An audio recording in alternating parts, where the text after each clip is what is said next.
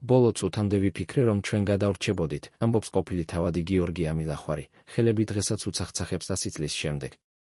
რას იცოდა ეს კაცი, რასაც ჩვენ არ ვიცით?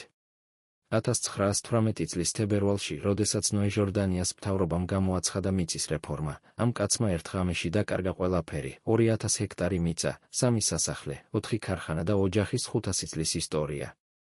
მაგრამ ეს არ იყო უბრალო ქონების ჩამორთმევა. ეს იყო რევოლუცია, რომელმაც საქართველოს პირველი რესპუბლიკის ბედი განსაზღვრა.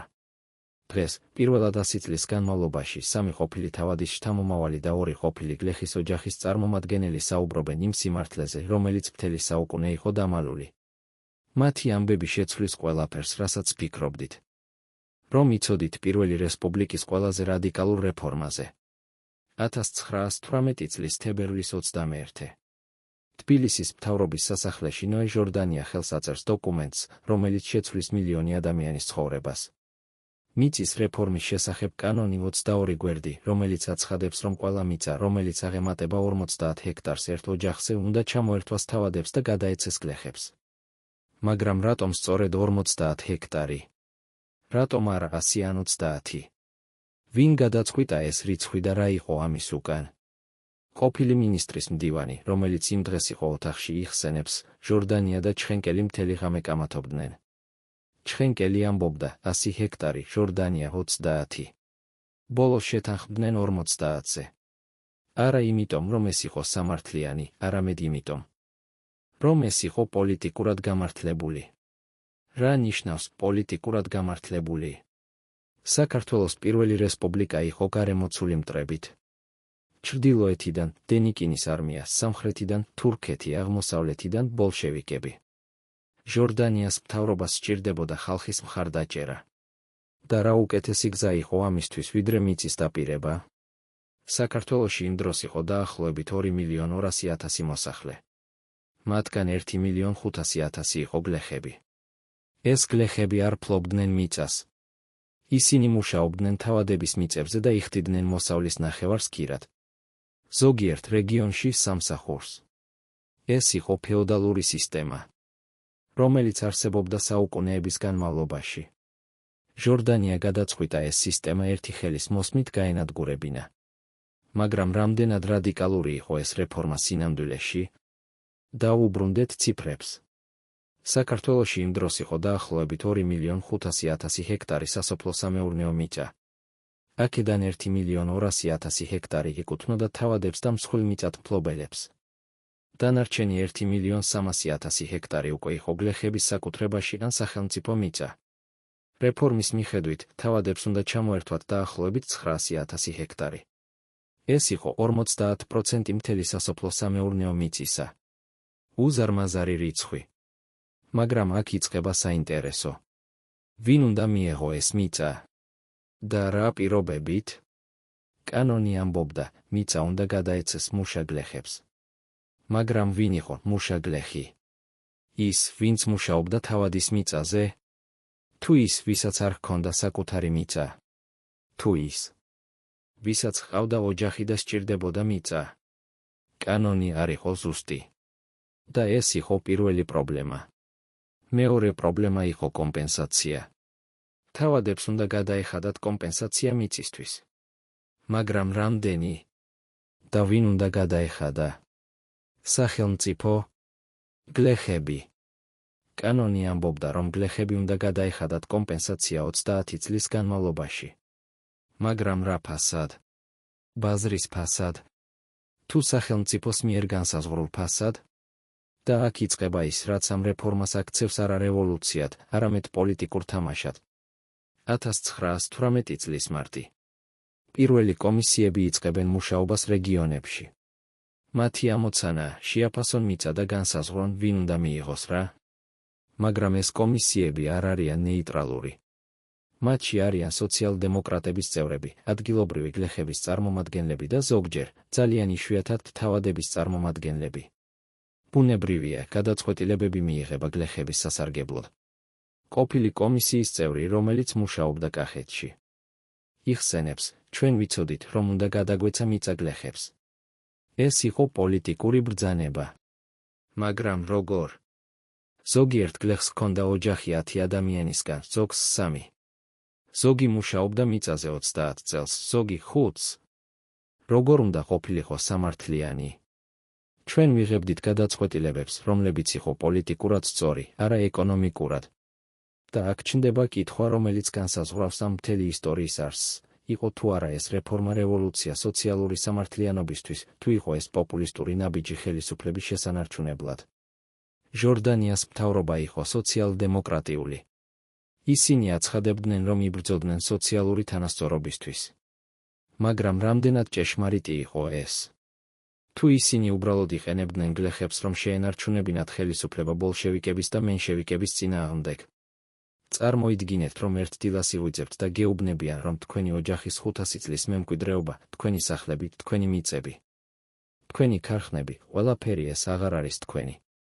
და არა იმიტომ, რომ დაგიშავეთ რაიმე დანაშაული, არამედ იმიტომ, რომ ახალი მთავრობა გადაწყვიტა, რომ ეს არის სოციალურად სამართლიანი. როგორ იგრძნობდით? სწორედ ასე იგრძნეს საქართველოს თავადებმა 1918 წლის გაზაფხულზე. და მათი რეაქცია იყო ის, რაც შეიძლებოდა მოსალოდნელი, რისხვა შიში და საბოლოოდ წინააღმდეგობა. პირველი რეაქცია იყო იურიდიული. თავადებმა დაიწყა საჩივრების წერა, ადვოკატების დაქირავება საერთაშორისო ორგანიზაციებისთვის მიმართვა. ისინი ამბობდნენ, რომ რეფორმა არ ღვევდა საკუთრების უფლებას, რომელიც იყო დაცული საქართველოს კონსტიტუციით. მაგრამ ჟორდანიას მთავრობა არ უსმენდა. რატომ? იმიტომ, რომ მათ ჰქონდათ უმრავლესობა პარლამენტში.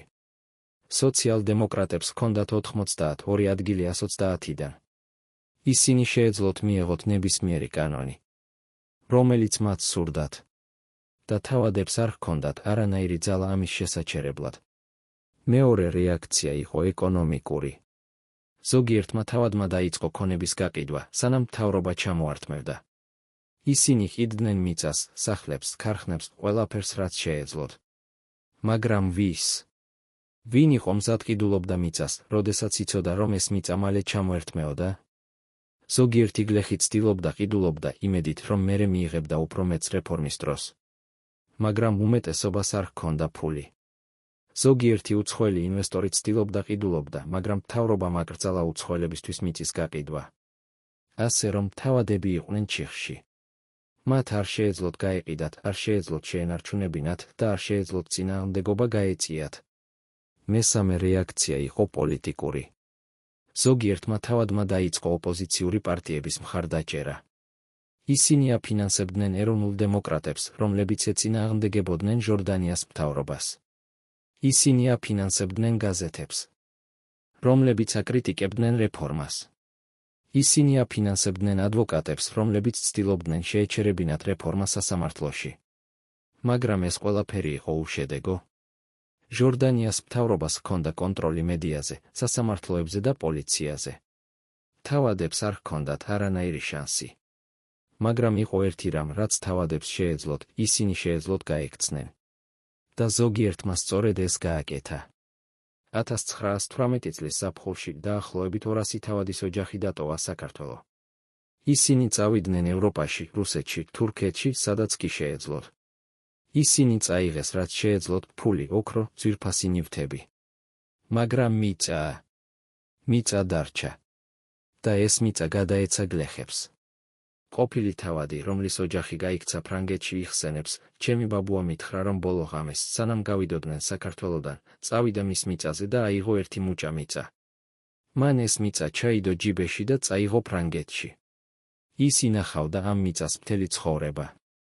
როდესაც გარდაიცვალა, ჩვენ ეს მიწა ჩავდეთ მის საფლავში. ეს იყო ერთადერთი ნაწილი საქართველოსი, რომელიც მას დარჩა. ეს არის ის, რაც რეფორმამ გააკეთა თავადებთან. მან არა მხოლოდ ჩამოართვა მათ ქონება, არამედ ჩამოართვა მათ იდენტობა, მათ ისტორია, მათ მომავალი. და ეს არის ის, რაც ხდის ამ რეფორმას ასე კონტროვერსიულს. იყო თუ არა ეს სამართლიანი? იყო თუ არა ეს აუცილებელი? თუ იყო ეს უბრალოდ პოლიტიკური ინსტრუმენტი ხელისუფლების შესანარჩუნებლად? ახლა მოდით შევხედოთ მეორე მხარეს, გლეხებს.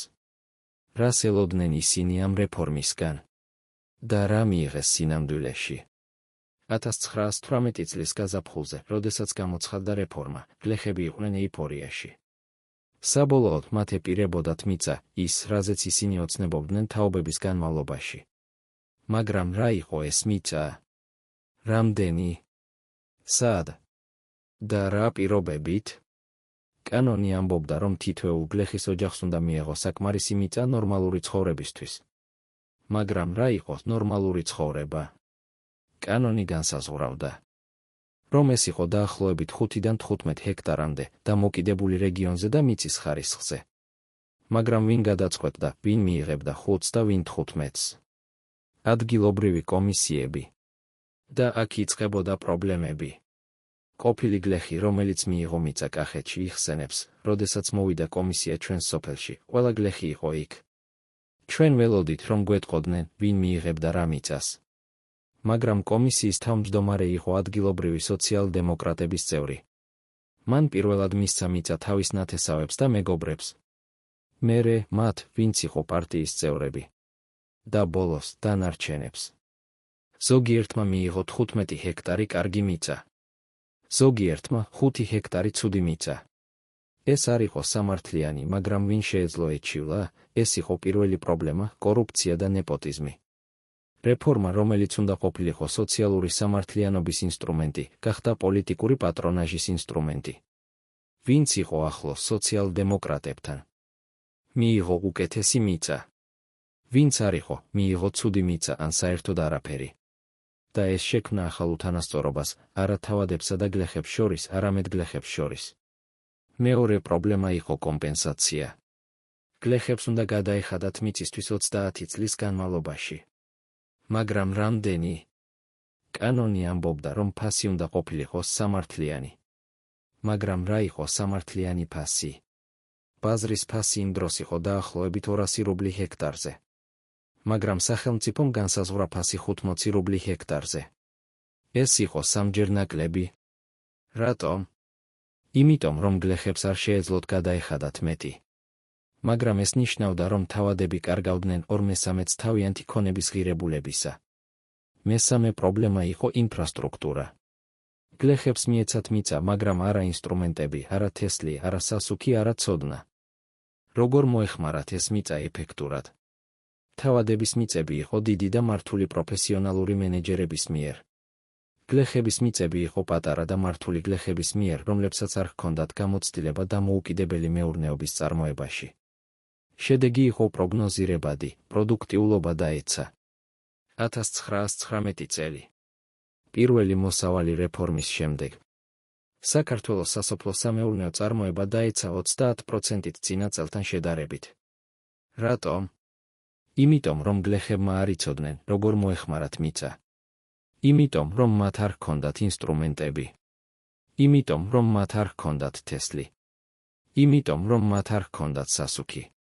და იმიტომ, რომ მთავრობა არ აძლევდა მათ დახმარებას. ჟორდანიას მთავრობა იყო დაკავებული სხვა პრობლემებით, ომი დენიკინთან, კონფლიქტი თურქეთთან, დაძაბულობა ბოლშევიკებთან. მათ არ ჰქონდათ დრო და რესურსები, რომ დაეხმარათ გლეხებს. და აქ ჩნდება კითხვა, იყო თუ არა რეფორმა წარმატებული. თუ შევხედავთ პოლიტიკურ მიზნებს, დიახ. ჟორდანიამ მოიპოვა გლეხების მხარდაჭერა. 1919 წლის არჩევნებში სოციალ-დემოკრატებმა მიიღეს კიდევ უფრო მეტი ხმა, ვიდრე 1918-ში. მაგრამ თუ შევხედავთ ეკონომიკურ შედეგებს, არა.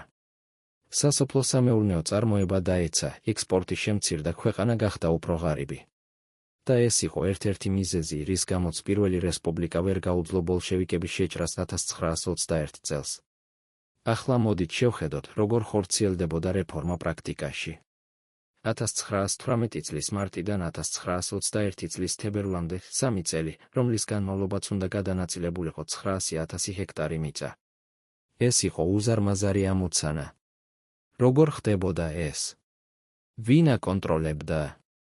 და რა პრობლემები წარმოიშვა? პირველი ეტაპი იყო რეგისტრაცია. ყველა თავადი, რომელსაც ჰქონდა მეტი ვიდრე 50 ჰექტარი მიწა, უნდა რეგისტრირებულიყო სპეციალურ კომისიებში. ეს კომისიები იყო შექმნილი ყველა რეგიონში, თბილისში, ქუთაისში, ბათუმში, ფოთში, გორში, თელავში. მათი ამოცანა იყო დაეთვალათ ყველა მიწა, შეეფასებინათ მისი ღირებულება და განესაზღვრათ, რამდენი უნდა ჩამოერთვათ თავადებს. მაგრამ როგორ ხდებოდა ეს შეფასება? ყოფილი კომისიის წევრი იხსენებს, ჩვენ მივდიოდით თავადის მიწაზე და ვზომავდით. მაგრამ როგორ? ჩვენ არ გვქონდა თანამედროვე ინსტრუმენტები. ჩვენ ვზომავდით ფეხით, თვალით, ხანდახან რუკებით, რომლებიც იყო 100 წლის. ზოგჯერ თავადები ამბობდნენ, რომ მათ ჰქონდათ 200 ჰექტარი, მაგრამ ჩვენ პოულობდით 300. ზოგჯერ, პირიქით. ეს იყო ქაოსი. და ამ ქაოსში ბევრი რამ დაიკარგა: დოკუმენტები, რუკები, ინფორმაცია. მეორე ეტაპი იყო შეფასება. რამდენი ღირდა ეს მიწა? კანონი ამბობდა, რომ ფასი უნდა ყოფილიყო სამართლიანი. მაგრამ როგორ განისაზღვრებოდა ეს? კომისიები იყენებდნენ სხვადასხვა მეთოდებს. ზოგი იყენებდა ბაზრის ფასებს. ზოგი იყენებდა საგადასახადო შეფასებებს. ზოგი იყენებდა უბრალოდ თავიანთ შეხედულებას. შედეგი იყო, რომ ერთი და იგივე ტიპის მიწა სხვადასხვა რეგიონში ფასდებოდა სხვადასხვანაირად. კახეთში 80 რუბლი ჰექტარზე. იმერეთში 60. სამეგრელოში 40. რატომ? არავინ იცოდა. მესამე ეტაპი იყო განაწილება. ვინ უნდა მიეღო მიწა? კანონი ამბობდა, მუშაგლეხები. მაგრამ ვინ იყო მუშაგლეხი? ის, ვინც მუშაობდა თავადის მიწაზე ბოლო წელს? ბოლო 5 წელს? ბოლო 10 წელს? ის, ვისაც ჰყავდა ოჯახი? ის, ვისაც არ ჰქონდა საკუთარი მიწა? კანონი არ იყო ზუსტი. და ამიტომ კომისიები იღებდნენ გადაწყვეტილებებს თავიანთი შეხედულებით. ზოგჯერ ეს იყო სამართლიანი. ზოგჯერ არა. ყოფილი გლეხი, რომელმაც არ მიიღო მიწა. იხსენებს, მე ვმუშაობდი თავადის მიწაზე 30 წელს. მე მქონდა ოჯახი, ცოლი და 5 შვილი. მე არ მქონდა საკუთარი მიწა. მე ვფიქრობდი, რომ აუცილებლად მივიღებდი მიწას რეფორმის დროს. მაგრამ როდესაც მოვიდა კომისია, მათ მითხრეს, რომ მე არ ვიყავი მუშაგლეხი, იმიტომ რომ მე ვმუშაობდი არა პირდაპირ მიწაზე, არამედ თავადის ქარხანაში. ისინი მითხრეს, რომ მე უნდა მეძებნა სამუშაო ქალაქში. მე ვიყავი გლეხი მთელი ცხოვრება, მაგრამ მთავრობამ მითხრა, რომ მე აღარ ვიყავი გლეხი. ეს იყო ტრაგედია ათასობით ადამიანისთვის. რეფორმა, რომელიც უნდა დაეხმარა ყველა გლეხს, დაეხმარა მხოლოდ ზოგიერთს. და ეს შექმნა ახალ დაპირისპირებას, არა თავადებსა და გლეხებს შორის, არამედ გლეხებს შორის. ვინც მიიღო მიწა და ვინც არ მიიღო. მეოთხე ეტაპი იყო გადაცემა. როდესაც კომისია გადაწყვეტდა, ვინ უნდა მიეღო რა მიწა, ისინი აძლევდნენ გლეხს დოკუმენტს, მიწის სერტიფიკატს. ეს დოკუმენტი ამბობდა, რომ ეს გლეხი ახლა იყო ამ მიწის მფლობელი. მაგრამ არა მესაკუთრე. რატომ? იმიტომ რომ გლეხმა ჯერ უნდა გადაეხადა კომპენსაცია 30 წლის განმავლობაში. მხოლოდ მაშინ გახდებოდა ის სრული მესაკუთრე. მაგრამ რა მოხდებოდა, თუ გლეხი ვერ გადაიხდიდა? კანონი ამბობდა, რომ მიწა დაბრუნდებოდა სახელმწიფოსთან. მაგრამ პრაქტიკაში ეს არასოდეს მოხდა, იმიტომ რომ 1921 წელს ბოლშევიკებმა დაიკავეს საქართველო და გააუქმეს ყველა კერძო საკუთრება.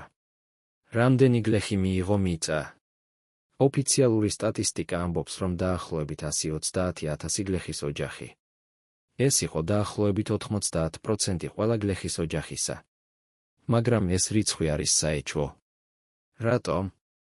იმიტომ რომ ბევრი გლეხი, რომელმაც მიიღო მიწა, არ იყო რეგისტრირებული. ბევრი გლეხი, რომელიც იყო რეგისტრირებული, არ მიიღო მიწა. და ბევრი გლეხი, რომელმაც მიიღო მიწა, მიიღო ნაკლები, ვიდრე დაპირებული იყო. ასე რომ, რეალური რიცხვი შეიძლება იყოს ბევრად ნაკლები. და აქ ჩნდება კითხვა, იყო თუ არა რეფორმა დასრულებული. ოფიციალურად, დიახ. 1921 წლის იანვარში ჟორდანიას მთავრობამ გამოაცხადა, რომ რეფორმა იყო დასრულებული. მაგრამ სინამდვილეში, არა. ჯერ კიდევ იყო ათასობით საქმე, რომელიც არ იყო გადაწყვეტილი. ჯერ კიდევ იყო ათასობით გლეხი, რომელიც ელოდა მიწას. ჯერ კიდევ იყო ათასობით თავადი, რომელიც ელოდა კომპენსაციას. მაგრამ მთავრობას აღარ ჰქონდა დრო. ბოლშევიკები მოდიოდნენ. წარმოიდგინეთ, რომ თქვენ ხართ ფერმერი, რომელსაც მთელი ცხოვრება უმუშავია სხვისი მიწაზე. თქვენ იცით, როგორ უნდა დათესოთ, როგორ უნდა მოიმკოთ, როგორ უნდა გაყიდოთ მოსავალი. მაგრამ ერთ დღეს გეუბნებიან, ახლა ეს მიწა თქვენია. თქვენ უნდა გადაწყვიტოთ, რა დათესოთ, როდის დათესოთ, როგორ გაყიდოთ. თქვენ უნდა იყიდოთ თესლის სასუქი. ინსტრუმენტები. თქვენ უნდა იპოვოთ ბაზარი. თქვენ უნდა გადაიხადოთ გადასახადები. და ყველაფერი ეს პირველად თქვენს ცხოვრებაში. როგორ იგრძნობდით? სწორედ ასე იგრძნეს 130,000 გლეხის ოჯახმა 1918 წლის გაზაფხულზე. და შედეგი იყო კატასტროფა.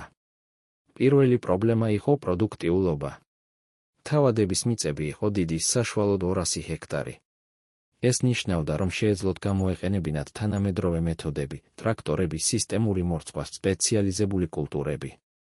გლეხების მიწები იყო პატარა, საშუალოდ 7 ჰექტარი.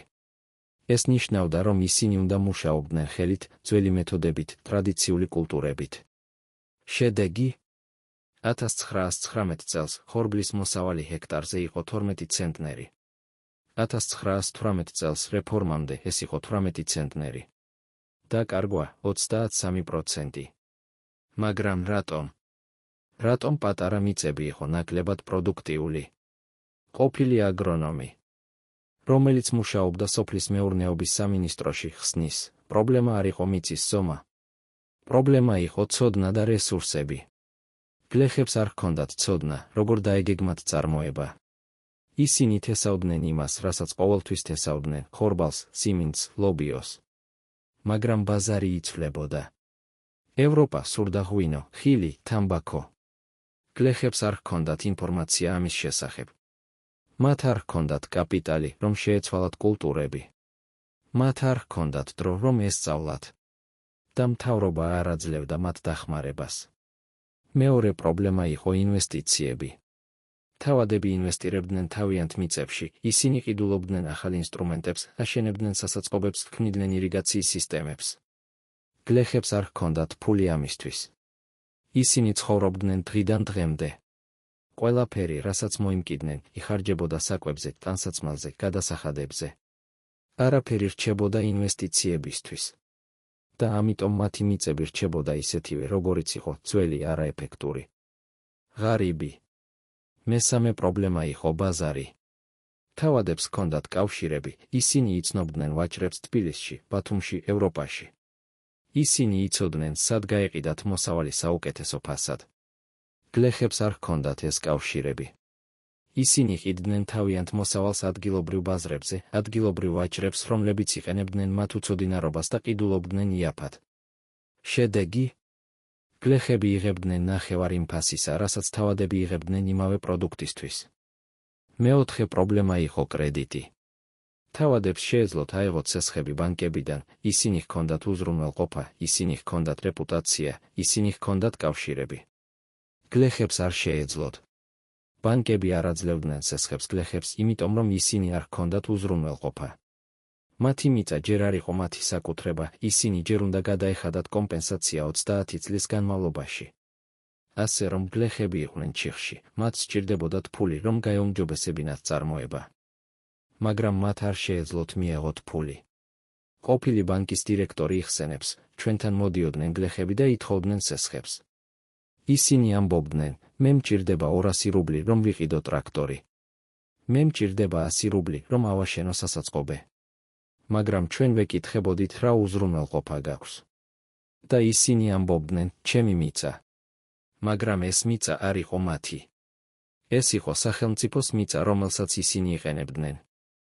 ჩვენ არ შეგვეძლო მიგვეღო ეს როგორც უზრუნველყოფა. ასე რომ ჩვენ ვამბობდით, უკაცრავად, ჩვენ არ შეგვიძლია მოგცეთ სესხი.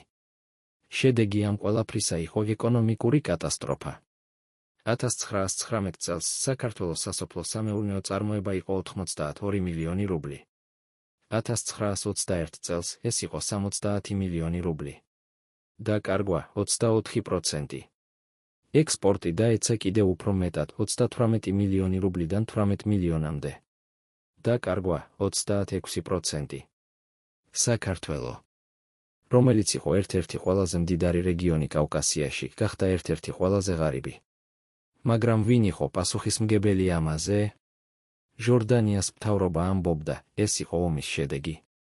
დენიკინის შეჭრა, თურქეთის ბლოკადა, ბოლშევიკების საფრთხე, ყველაფერი ეს ზიანს აყენებდა ეკონომიკას. მაგრამ კრიტიკოსები ამბობდნენ, არა, ეს იყო რეფორმის შედეგი. Თქვენ გაანადგურეთ ეფექტური სისტემა და შექმნით არაეფექტური. Თქვენ ჩამოართვით მიწა მათ, ვინც იცოდა როგორ გამოეყენებინა და მისცით მათ, ვინც არ იცოდა. Თქვენ გააკეთეთ ეს პოლიტიკური მიზნებისთვის, არა ეკონომიკური. და აქ ჩნდება კითხვა, რომელიც განსაზღვრავს ამ მთელი ისტორიის არსს, იყო თუ არა შესაძლებელი სხვაგვარად. შეეძლო თუ არა ჟორდანიას მთავრობას გაეკეთებინა რეფორმა უფრო ნელა, უფრო ფრთხილად, უფრო ეფექტურად. შეეძლო თუ არა მათ დაეხმარათ გლეხებს, მისცეს მათ ტრენინგი, კრედიტები, ინსტრუმენტები?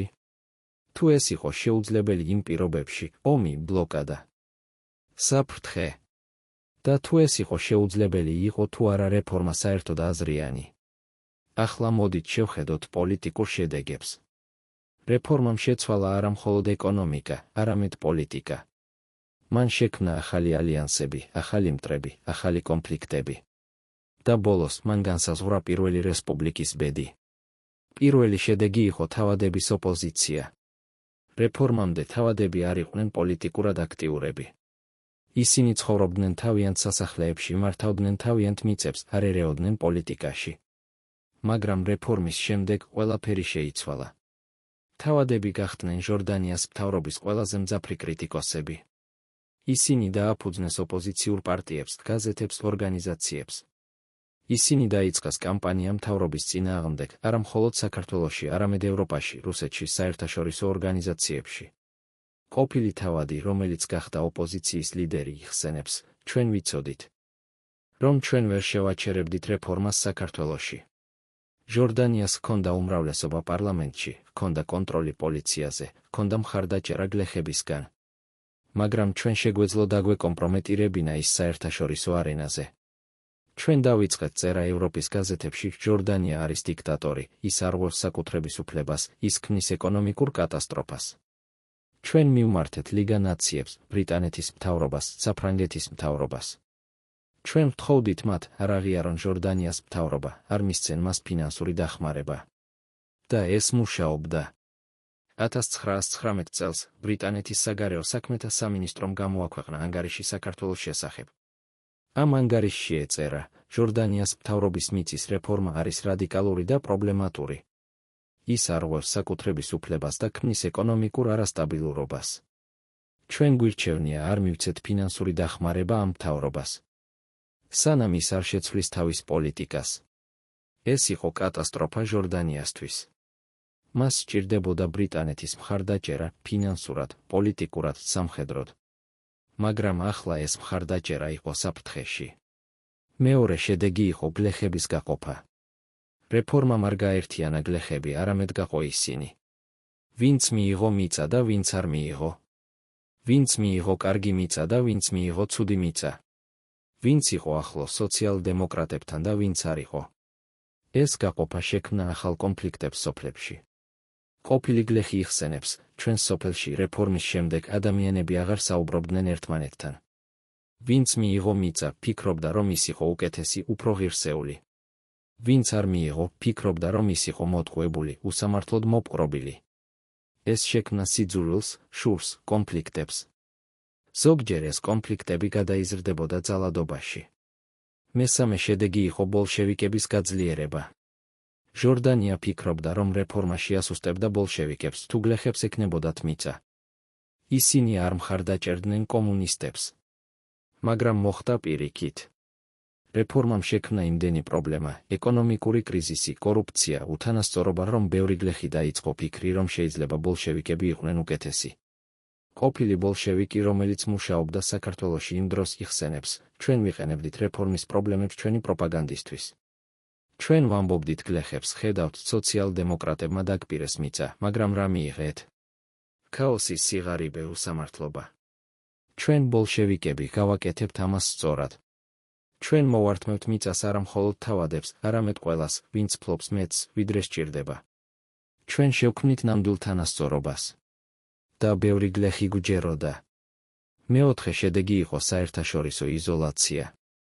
რეფორმამ გააკეთა საქართველოს საეჭვო ევროპის თვალში. ბრიტანეთი, საფრანგეთი, იტალია, ყველა ისინი ფიქრობდნენ, რომ ჟორდანია იყო ძალიან რადიკალური, ძალიან სოციალისტური. ძალიან ახლოს ბოლშევიკებთან.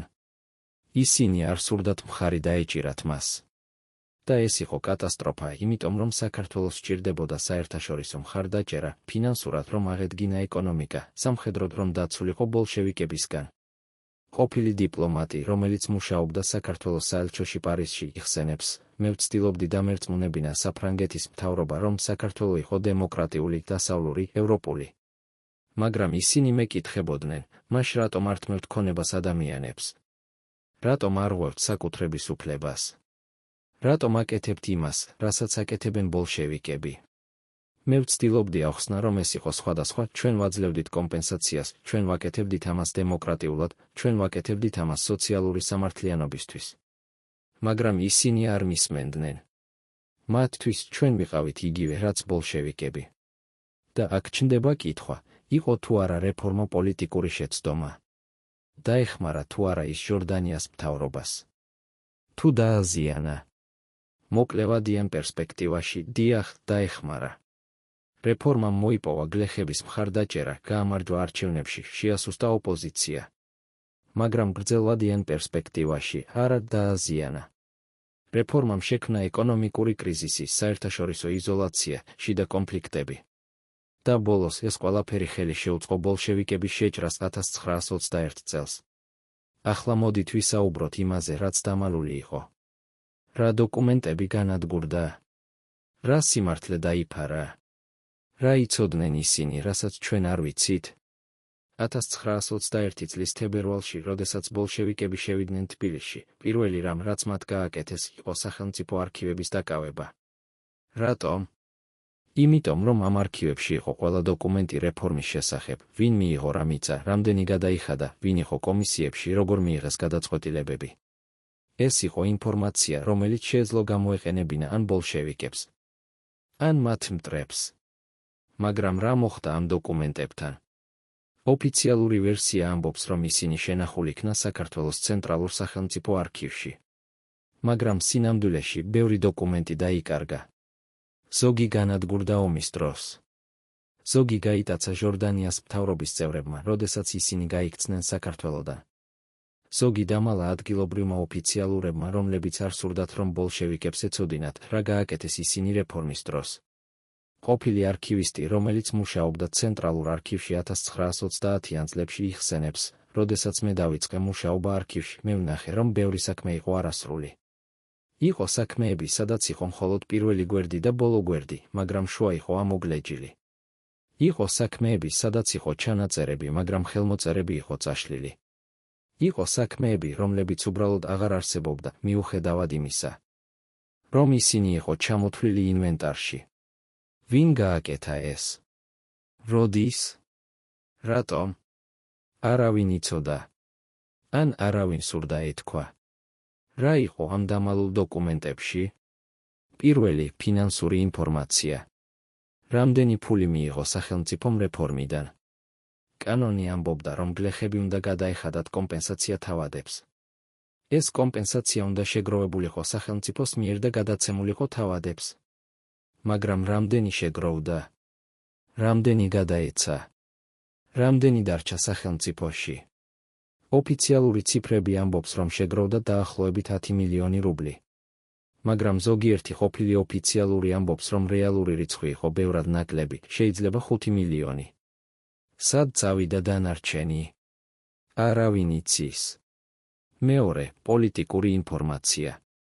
ვინ იყო კომისიებში? როგორ მიიღეს ისინი გადაწყვეტილებები? იყო თუ არა ზეწოლა მთავრობიდან? კანონი ამბობდა, რომ კომისიები უნდა ყოფილიყვნენ დამოუკიდებელი. მაგრამ სინამდვილეში ბევრი კომისიის წევრი იყო სოციალ-დემოკრატების წევრი. ბევრი კომისიის გადაწყვეტილება იყო გავლენილი პოლიტიკური მოსაზრებებით. ბევრი კომისიის თავმჯდომარე იღებდა ინსტრუქციებს პირდაპირ თბილისიდან, ვის მიეცით მიწა, ვის არა. მაგრამ ეს ინფორმაცია არ არის დოკუმენტებში. ან თუ იყო, ახლა აღარ არის. მესამე, კორუფციის ინფორმაცია. რამდენმა ოფიციალურმა გამოიყენა რეფორმა პირადი გამდიდრებისთვის. ყოფილი კომისიის წევრი, რომელიც საუბრობს ანონიმურად, ამბობს, იყო ოფიციალურები, რომლებიც იღებდნენ ქრთამს გლეხებისგან, თუ გინდა კარგი მიწა, გადამიხადე. იყო ოფიციალურები, რომლებიც იღებდნენ ქრთამს თავადებისგან, თუ გინდა შენი მიწა არ ჩამოგერთვას, გადამიხადე. იყო ოფიციალურები, რომლებიც თვითონ იღებდნენ მიწას, ისინი რეგისტრირებდნენ მიწას თავიანთ სახელზე ან თავიანთი ნათესავების სახელზე. ეს იყო ყველგან. მაგრამ არავინ საუბრობდა ამაზე. იმიტომ რომ ყველა იყო ჩართული. რამდენი ფული დაიკარგა კორუფციაში. შეუძლებელია ზუსტად ითქვას, იმიტომ რომ დოკუმენტები არ არსებობს. მაგრამ ზოგიერთი ისტორიკოსი აფასებს, რომ ეს შეიძლება იყოს 10-დან 30%-მდე მთელი რეფორმის ბიუჯეტისა. ეს ნიშნავს 2-დან 3 მილიონ რუბლამდე. უზარმაზარი თანხა იმ დროისთვის. მეოთხე, რეპრესიების ინფორმაცია. რამდენი ადამიანი დააპატიმრეს რეფორმის დროს? რამდენი გაასამართლეს? რამდენი გაასახლეს? ოფიციალური ციფრები ამბობს, რომ დაახლოებით 200 ადამიანი. მაგრამ ზოგიერთი ყოფილი პოლიციელი ამბობს, რომ რეალური რიცხვი იყო ბევრად მეტი, შეიძლება 1000 ან მეტი. ვინ იყვნენ ეს ადამიანები? თავადები, რომლებიც ეწინააღმდეგებოდნენ რეფორმას. გლეხები, რომლებიც აპროტესტებდნენ კომისიების გადაწყვეტილებებს. ოფიციალურები, რომლებიც ამხელდნენ კორუფციას. ჟურნალისტები, რომლებიც აკრიტიკებდნენ მთავრობას. მაგრამ მათი ისტორიები არ არის დოკუმენტებში. ან თუ იყო, ახლა აღარ არის. და აქ ჩნდება კითხვა, რატომ დამალეს ეს ინფორმაცია? რა იყო ისეთი საშიში ამ დოკუმენტებში, რომ ისინი უნდა განადგურებულიყო? პასუხი არის მარტივი, ეს დოკუმენტები აჩვენებდა, რომ რეფორმა არ იყო ის, რასაც ამბობდა ჟორდანიას მთავრობა. ეს არ იყო სოციალური სამართლიანობის ინსტრუმენტი. ეს იყო პოლიტიკური ინსტრუმენტი, რომელიც გამოიყენეს ხელისუფლების შესანარჩუნებლად. ეს იყო ინსტრუმენტი, რომელიც შექმნა კორუფციას, რეპრესიებს, ეკონომიკურ კრიზისს. და ეს იყო ინსტრუმენტი, რომელიც ბოლოს დაეხმარა ბოლშევიკებს დაიკავებინათ საქართველო. დღეს, 100 წლის შემდეგ, ჩვენ ჯერ კიდევ არ ვიცით სრული სიმართლე რეფორმის შესახებ. ბევრი დოკუმენტი ჯერ კიდევ არის დამალული, დაკარგული, განადგურებული. მაგრამ ის, რაც ვიცით, საკმარისია, რომ ვიკითხოთ, იყო თუ არა ეს რეფორმა რევოლუცია სოციალური სამართლიანობისთვის. თუ იყო ეს პოპულისტური თამაში, რომელმაც განადგურა ქვეყანა? წარმოიდგინეთ, რომ თქვენ ხართ ევროპელი დიპლომატი 1918 წელს. თქვენ უყურებთ პატარა ქვეყანას კავკასიაში, რომელიც ახლახან გამოაცხადა დამოუკიდებლობა. ეს ქვეყანა ამბობს, რომ ის არის დემოკრატიული, დასავლური, ევროპული. მაგრამ მერე თქვენ ისმენთ, რომ ეს ქვეყანა ართმევს ქონებას თავის მოქალაქეებს, ანადგურებს ფეოდალურ სისტემას, ქმნის რადიკალურ სოციალურ რეფორმას. როგორ რეაგირებდით? სწორედ ასე რეაგირებდა ევროპა საქართველოს მიწის რეფორმაზე. და ეს რეაქცია იყო ის, რამაც განსაზღვრა პირველი რესპუბლიკის საერთაშორისო პოზიცია. პირველი ქვეყანა, რომელმაც გამოხატა შეშფოთება, იყო ბრიტანეთი. 1918 წლის აპრილში ბრიტანეთის საელჩო თბილისში გაგზავნა ანგარიში ლონდონში. ამ ანგარიშში ეწერა, ჟორდანიას მთავრობის მიწის რეფორმა არის ღრმად შემაშფოთებელი. ის არღვევს საკუთრების უფლებას, რომელიც არის დასავლური ცივილიზაციის საფუძველი. ის ქმნის პრეცედენტს, რომელიც შეიძლება გავრცელდეს სხვა რეგიონებში. ჩვენ გვირჩევნია არ მივცეთ ოფიციალური აღიარება ამ მთავრობას, სანამ ის არ შეცვლის თავის პოლიტიკას. ეს იყო კატასტროფა ჟორდანიასთვის. ბრიტანეთი იყო ყველაზე ძლიერი ქვეყანა რეგიონში. მისი მხარდაჭერა იყო აუცილებელი საქართველოს გადარჩენისთვის. მაგრამ რატომ ბრიტანეთი იყო ასე შეშფოთებული? ყოფილი ბრიტანელი დიპლომატი, რომელიც მუშაობდა თბილისში იმ დროს, ხსნის, ჩვენთვის რეფორმა არ იყო პრობლემა თავისთავად. პრობლემა იყო, რომ ეს იყო ძალიან მსგავსი იმისა, რასაც აკეთებდნენ ბოლშევიკები რუსეთში. ჩვენ ვიბრძოდით ბოლშევიკების წინააღმდეგ. ჩვენ ვაფინანსებდით დენიკინის არმიას, რომ შეეჩერებინა ბოლშევიზმის გავრცელება. და აქ იყო საქართველო, რომელიც ამბობდა, რომ ის იყო ჩვენი მოკავშირე, მაგრამ აკეთებდა იმავეს, რასაც ბოლშევიკები. ეს იყო მიუღებელი. ჩვენ ვფიქრობდით, თუ ჩვენ მხარს დაუჭერთ საქართველოს, ეს ნიშნავს, რომ ჩვენ მხარს ვუჭერთ ბოლშევიზმს. მეორე ქვეყანა, რომელმაც გამოხატა შეშფოთება, იყო საფრანგეთი. საფრანგეთს ჰქონდა განსაკუთრებული ინტერესი საქართველოში, ფრანგული კომპანიები ფლობდნენ მანგანუმის მაღაროებს ჭიათურაში, ნავთობის ველებს ბათუმში, სარკინიგზო კონცესიებს. რეფორმამ შექმნა საფრთხე ამ ინვესტიციებისთვის. თუ ჟორდანიას მთავრობა შეეძლო ჩამოერთვა მიწა თავადებს, რა შეეძლო ჩამოერთვა ქარხნები უცხოელ ინვესტორებს? 1918 წლის მაისში საფრანგეთის საგარეო საქმეთა სამინისტრომ გაგზავნა ნოტა ჟორდანიას მთავრობას. ამ ნოტაში ეწერა, საფრანგეთის მთავრობა მოითხოვს გარანტიებს, რომ საქართველოს მიწის რეფორმა არ გავრცელდება უცხოურ საკუთრებაზე. ჩვენ ასევე მოვითხოვთ, რომ საქართველოს მთავრობა გადაიხადოს სრული კომპენსაცია ყველა მესაკუთრეს, რომლის ქონება ჩამოერთვა. ჟორდანია ცდილობდა დაემშვიდებინა ევროპა. ის გზავნიდა დელეგაციებს პარიზში, ლონდონში, რომში. ის ხსნიდა, რომ რეფორმა არ იყო ბოლშევიზმი, არამედ სოციალური დემოკრატია. რომ საქართველო არ ართმევდა ქონებას, არამედ ანაწილებდა მას სამართლიანად. რომ ეს იყო აუცილებელი სოციალური სტაბილურობისთვის. მაგრამ ევროპა არ იყო დარწმუნებული. ყოფილი საქართველოს საელჩო პარიზში იხსენებს, ჩვენ ვცდილობდით ავხსნათ, რომ ჩვენ ვიყავით სხვადასხვა ბოლშევიკებისგან. ჩვენ გვქონდა დემოკრატია, არჩევნები, თავისუფალი პრესა. მაგრამ ფრანგები მეკითხებოდნენ, მაშ რატომ აკეთებთ იმას, რასაც აკეთებენ ბოლშევიკები? რატომ ართმევთ ქონებას? ჩვენ ვამბობდით, ჩვენ ვაძლევთ კომპენსაციას. ისინი ამბობდნენ, მაგრამ ეს კომპენსაცია არის სამჯერ ნაკლები ბაზრის ფასზე. ეს არის ქურდობა. ჩვენ არ გვქონდა პასუხი ამაზე. მესამე ქვეყანა, რომელმაც გამოხატა შეშფოთება, იყო იტალია. იტალიას ჰქონდა ეკონომიკური ინტერესები საქართველოში, მაგრამ ასევე იდეოლოგიური. იტალიაში იმ დროს იზრდებოდა ფაშისტური მოძრაობა, რომელიც ებრძოდა სოციალიზმს. მუსოლინი, რომელიც ჯერ არ იყო ხელისუფლებაში, მაგრამ უკვე იყო გავლენიანი, აცხადებდა, საქართველოს რეფორმა არის მაგალითი იმისა, რაც ხდება, როდესაც სოციალისტები მოდიან ხელისუფლებაში. ისინი ანადგურებენ ეკონომიკას, ართმევენ ქონებას, ქმნიან ქაოსს. ეს არის გაფრთხილება ევროპისთვის. ეს იყო კატასტროფა საქართველოს იმიჯისთვის. მაგრამ იყო ერთი ქვეყანა, რომელიც მხარს უჭერდა საქართველოს, გერმანია. რატომ? იმიტომ, რომ გერმანია იმ დროს იყო იზოლირებული პირველი მსოფლიო ომის შემდეგ. მას სჭირდებოდა მოკავშირეები. მას სჭირდებოდა ბაზრები თავისი პროდუქციისთვის. და საქართველო იყო იდეალური პარტნიორი. 1919 წელს გერმანიამ და საქართველომ გააფორმეს ეკონომიკური შეთანხმება. გერმანია დაპირდა, რომ გაეყიდა საქართველოს ინსტრუმენტები, მანქანები, ტექნოლოგია. საქართველო დაპირდა, რომ გაეყიდა გერმანიას მანგანუმი, ნავთობი. სასოფლო-სამეურნეო პროდუქცია. ეს იყო სასიცოცხლო შეთანხმება საქართველოსთვის. მაგრამ ეს შეთანხმება შექმნა ახალ პრობლემას, ბრიტანეთი და საფრანგეთი იყვნენ გერმანიის მტრები. ისინი არ სურდათ, რომ საქართველო ყოფილიყო ახლოს გერმანიასთან. ისინი ფიქრობდნენ, რომ ეს იყო საფრთხე მათი ინტერესებისთვის კავკასიაში. ასე რომ საქართველო აღმოჩნდა ჩიხში, თუ ის იყო ახლოს გერმანიასთან, ის კარგავდა ბრიტანეთის და საფრანგეთის მხარდაჭერას. თუ ის არ იყო ახლოს გერმანიასთან, ის კარგავდა ეკონომიკურ პარტნიორს. ყოფილი საგარეო საქმეთა მინისტრის მოადგილე იხსენებს, ჩვენ ვიყავით ორ ცეცხლს შორის. ერთი მხრიდან ბრიტანეთი და საფრანგეთი, რომლებიც არ გვენდობოდნენ რეფორმის გამო.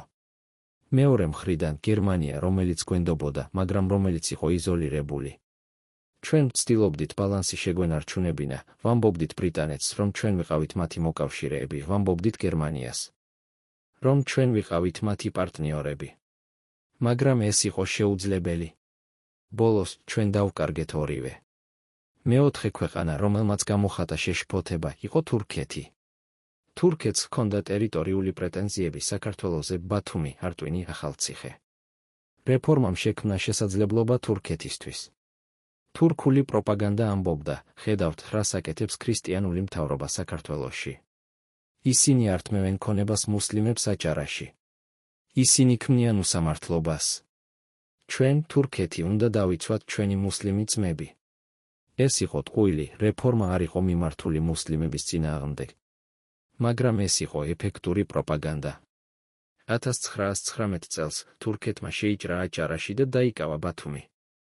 ერთ-ერთი მიზეზი იყო რეფორმა. და აქ ჩნდება კითხვა, იყო თუ არა რეფორმა საერთაშორისო შეცდომა? დააზიანა თუ არა ის საქართველოს საერთაშორისო პოზიციას? პასუხი არის დიახ. რეფორმამ გააკეთა საქართველო საეჭვო ევროპის თვალში. მან შექმნა იზოლაცია, რომელმაც გაადვილა ბოლშევიკების შეჭრა. მან შექმნა პრეცედენტი, რომელიც გამოიყენა თურქეთმა თავისი ინტერვენციის გასამართლებლად. და ბოლოს მან აჩვენა, რომ საქართველო არ იყო ის, რასაც ამბობდა, დასავლური, დემოკრატიული, ევროპული. ის იყო რაღაც სხვა, რადიკალური, სოციალისტური, არასტაბილური. ახლა 100 წლის შემდეგ როგორ უნდა შევაფასოთ ეს რეფორმა? იყო თუ არა ის წარმატება თუ წარუმატებლობა? რევოლუცია თუ პოპულიზმი? სოციალური სამართლიანობა თუ პოლიტიკური მანიპულაცია? პასუხი დამოკიდებულია იმაზე, ვის ეკითხებით. თუ ვეკითხებით გლეხების შთამომავლებს, რომლებმაც მიიღეს მიწა, ისინი იტყვიან, ეს იყო წარმატება. პირველად ჩვენი ოჯახის ისტორიაში ჩვენ გვქონდა საკუთარი მიწა. პირველად ჩვენ არ ვიყავით მონები თავადების. პირველად ჩვენ შეგვეძლო გადაგვეწყვიტა, რა დაგვეთესა, როგორ გვეცხოვრა, როგორ აგვეზარდა ჩვენი შვილები. ეს იყო თავისუფლება. ეს იყო ღირსება. ეს იყო სამართლიანობა. ყოფილი გლეხის შვილიშვილი, რომელიც ახლა არის წარმატებული ფერმერი, ამბობს, ჩემი ბაბუა მითხრა, რომ როდესაც მან მიიღო მიწა 1918 წელს, ის ტიროდა. არა სევდისგან, არამედ ბედნიერებისგან. მთელი ცხოვრება ის ოცნებობდა ამაზე. და ბოლოს ეს მოხდა. ჟორდანიამ მისცა მას ეს შანსი. და ჩვენ, მისი შთამომავლები, ვართ მადლიერები ამისთვის. მაგრამ თუ ვეკითხებით თავადების შთამომავლებს, ისინი იტყვიან, ეს იყო კატასტროფა. ჩვენი ოჯახი დაკარგა ყველაფერი, მიწა, სახლები, ქონება, სტატუსი. ჩვენ გავხდით ტოლვილები საკუთარ ქვეყანაში. ჩვენ დავკარგეთ ჩვენი იდენტობა, ჩვენი ისტორია, ჩვენი მომავალი. და რისთვის? რომ ჟორდანიამ შეენარჩუნებინა ხელისუფლება? რომ სოციალ-დემოკრატებმა მოეგოთ არჩევნები? ეს არ იყო სამართლიანობა. ეს იყო ქურდობა. ყოფილი თავადის შვილიშვილი, რომელიც ახლა ცხოვრობს საფრანგეთში, ამბობს, ჩემი ბებია მითხრა, რომ როდესაც მათ ჩამოართვეს მიწა, ის იგრძნო. თითქოს მათ ჩამოართვეს სული. ეს არ იყო უბრალოდ ქონება. ეს იყო ჩვენი ოჯახის 500 წლის ისტორია. ეს იყო ჩვენი წინაპრების ოფლი და სისხლი. და ეს ყველაფერი წაიღეს ერთ დღეში. ჟორდანია იყო დიქტატორი, არა რეფორმატორი. თუ ვეკითხებით ისტორიკოსებს, ისინი იტყვიან, ეს იყო რთული. რეფორმას ჰქონდა დადებითი და უარყოფითი მხარეები. დადებითი, ის შექმნა უფრო თანასწორ საზოგადოებას, მისცა მიწა მათ, ვინც მუშაობდა მასზე, გაანადგურა ფეოდალური სისტემა. უარყოფითი, ის შექმნა ეკონომიკურ კრიზისს, პოლიტიკურ არასტაბილურობას, საერთაშორისო იზოლაციას. ისტორიკოსი, რომელიც სწავლობს პირველ რესპუბლიკას 30 წლის განმავლობაში, ამბობს, რეფორმა იყო აუცილებელი. ფეოდალური სისტემა იყო მოძველებული, უსამართლო, არაეფექტური. მაგრამ გზა, რომლითაც რეფორმა განხორციელდა, იყო პრობლემატური. ის იყო ძალიან სწრაფი, ძალიან რადიკალური, ძალიან პოლიტიზებული. თუ ჟორდანია გააკეთებდა ამას უფრო ნელა, უფრო ფრთხილად, უფრო პროფესიონალურად, შედეგი შეიძლება ყოფილიყო სხვა. თუ ვეკითხებით ეკონომისტებს, ისინი იტყვიან, ეს იყო წარუმატებლობა. რეფორმამ გაანადგურა ეფექტური სასოფლო-სამეურნეო სისტემა და შექმნა არაეფექტური. პროდუქტიულობა დაეცა, ექსპორტი შემცირდა, ქვეყანა გაღარიბდა. ეკონომისტი, რომელიც სწავლობს კავკასიის ეკონომიკურ ისტორიას, ამბობს, რეფორმა იყო ეკონომიკური კატასტროფა. ის დაფუძნებული იყო იდეოლოგიაზე, არა ეკონომიკურ ლოგიკაზე. ჟორდანია ფიქრობდა, რომ თუ მიწა გადაეცემოდა გლეხებს, ისინი იმუშავებდნენ უფრო მეტს, წარმოება გაიზრდებოდა, ქვეყანა გამდიდრდებოდა. მაგრამ მოხდა პირიქით. გლეხებს არ ჰქონდათ ცოდნა, რესურსები, კაპიტალი. წარმოება დაეცა. ქვეყანა გაღარიბდა. ეს იყო პროგნოზირებადი. თუ ვეკითხებით პოლიტოლოგებს, ისინი იტყვიან, ეს იყო პოპულიზმი. რეფორმა არ იყო გაკეთებული სოციალური სამართლიანობისთვის, არამედ პოლიტიკური ძალაუფლებისთვის. ჟორდანიას სჭირდებოდა გლეხების მხარდაჭერა.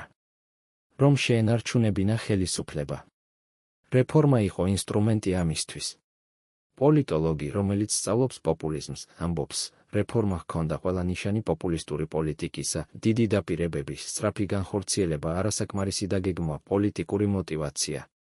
ჟორდანია იყო ჭკვიანი პოლიტიკოსი. ის იცოდა, რომ რეფორმა შექმნიდა პრობლემებს. მაგრამ ის ასევე იცოდა, რომ რეფორმა მოიტანდა ხმებს. და ხმები იყო უფრო მნიშვნელოვანი, ვიდრე ეკონომიკა. და აქ ჩნდება საბოლოო კითხვა, რა არის რეფორმის ნამდვილი მემკვიდრეობა? რა დატოვა ის საქართველოსთვის? პირველი, ის შექმნა პრეცედენტს. პირველად საქართველოს ისტორიაში მიწა გადაეცა მათ, ვინც მუშაობდა მასზე. ეს იყო რადიკალური იდეა, რომელმაც შეცვალა საზოგადოების სტრუქტურა. მეორე, ის შექმნა კონფლიქტს. რეფორმამ გაყო საზოგადოება, თავადები და გლეხები, ვინც მიიღო და ვინც არ მიიღო, ვინც მხარს უჭერდა და ვინც ეწინააღმდეგებოდა. ეს კონფლიქტი არსებობს დღესაც. მესამე, ის შექმნა გაკვეთილს. რეფორმამ აჩვენა, რომ სოციალური ცვლილებები, რომლებიც არის ძალიან სწრაფი, ძალიან რადიკალური, ძალიან პოლიტიზებული, ქმნიან პრობლემებს, რომლებიც გრძელდება თაობების განმავლობაში. დღეს, როდესაც საქართველო კვლავ ეძებს თავის გზას, როდესაც ის კვლავ იბრძვის სოციალური სამართლიანობისთვის, ეკონომიკური განვითარებისთვის, პოლიტიკური სტაბილურობისთვის, ჟორდანიას რეფორმა რჩება აქტუალური. არა როგორც მაგალითი, რომელიც უნდა გავიმეოროთ, არამედ როგორც გაკვეთილი, რომელიც უნდა ვისწავლოთ. რეფორმა აჩვენა, რომ სოციალური სამართლიანობა არის მნიშვნელოვანი, მაგრამ ის უნდა იყოს დაბალანსებული ეკონომიკურ რეალობასთან. რომ პოლიტიკური ნება არის აუცილებელი, მაგრამ ის უნდა იყოს დაბალანსებული პროფესიონალურ დაგეგმვასთან. რომ სწრაფი ცვლილებები შეიძლება მოიტანონ სწრაფ შედეგებს. მაგრამ ისინი ასევე შეიძლება შექმნან გრძელვადიან პრობლემებს. ასე რომ იყო თუ არა ჟორდანიას მიწის რეფორმა რევოლუცია თუ პოპულიზმი? პასუხი არის, ის იყო ორივე.